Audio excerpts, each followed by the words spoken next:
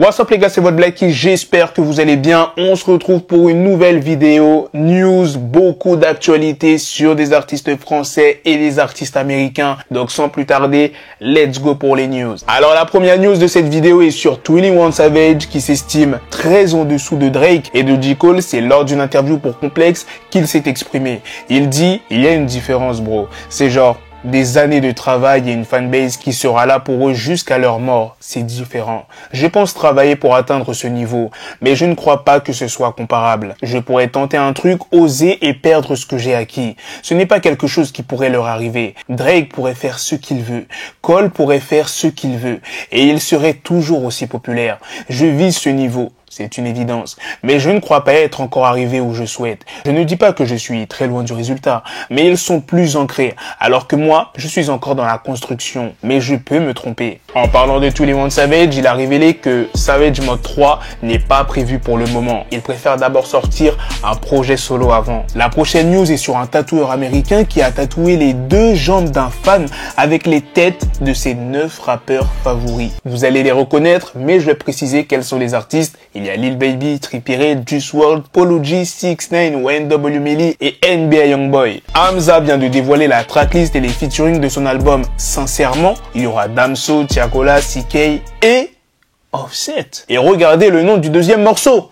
Free YSL. Récemment, DJ Academics, il était en live sur Twitch et il parlait d'un sujet important qui est le meurtre de FBG Duck. Brusquement, il y a sa copine qui a débarqué et qui lui a écrasé un œuf sur le visage. Qui était sa réaction? Les gars, votre copine, bon, pour ceux qui en ont, elle vous fait ça pendant que vous êtes en plein live. Vous parlez d'un truc sérieux, elle vous fait ça. Vous réagissez comment? Dites-moi ça dans les commentaires. La prochaine news est sur Lil TJay qui sera en concert à Paris le 15 avril. On ne sait pas où est-ce que le concert aura lieu. Le lieu est tenu secret pour l'instant. Petit débat les gars, vous allez me dire dans les commentaires ce que vous en pensez. Il y a Akon en ce moment qui fait polémique après ses déclarations sur le rôle de la femme et l'égalité homme-femme. Il a dit, quand une femme ne comprend pas quelle position et le rôle qu'elle joue dans la vie, tout le monde est perdu. Comment un homme et une femme peuvent jouer exactement le même rôle? Où est l'équilibre? En Afrique, c'est très clair. La femme joue le rôle de la femme. Dieu a instauré l'amour, les émotions et la compassion dans la femme.